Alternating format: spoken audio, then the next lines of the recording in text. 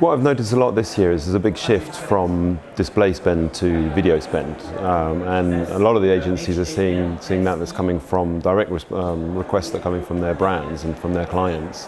And what we're trying to figure out is actually work with them is how can we take our format, which works well with video and allows sort of large format videos to be shown, but how can we use that and to adapt it so that the KPIs that we're using and the brands are following are actually the ones that they're used to using with audiovisual and with TV as standard, and they'll continue investing in that format.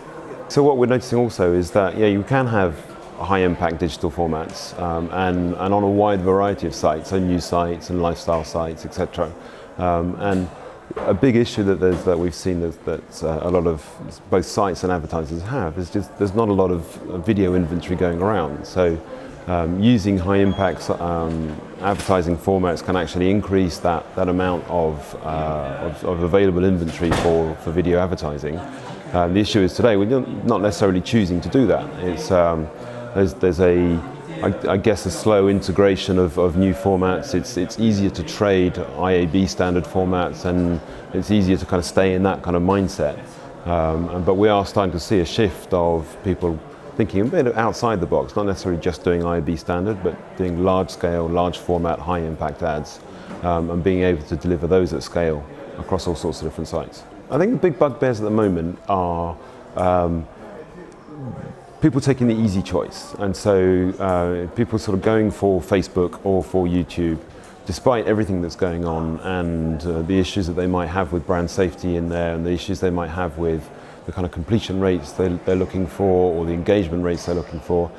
It's particularly for large-scale global advertisers, it's easy to say, well, I need penetration in everywhere from Uzbekistan to Algeria, so I'll go for Facebook and I'll go for YouTube. And it's difficult to be part of the remaining 20% and convince that to get that extra spend, despite having formats which are way more engaging and perform much better. So yeah, that's my bugbear at the moment. So we've taken a slightly different approach to video, because the formats that we have are always large but non-intrusive. I mean, the whole DNA of the company is to be non-intrusive. It's kind of taken me 20 years to realize that consumers are there to see the content and not the advertising. And now finally work for a company that builds beautiful ads that don't get in the way of the content. And the videos that we in the video formats that we choose to be able to show there manage to go around the content without disturbing the user experience, but also give an opportunity for a brand to have a full 30-second video. And as our formats are usually in view for a minute or longer, you can get really great completion rates for that. So what we're doing is being able to get that format distributed a bit more widely across our 4,000 sites around the world, and really respond to what a brand and an agency are actually looking for in terms of KPIs and in terms of response rates and completion rates. And we're constantly tweaking our product so that it fulfills those needs.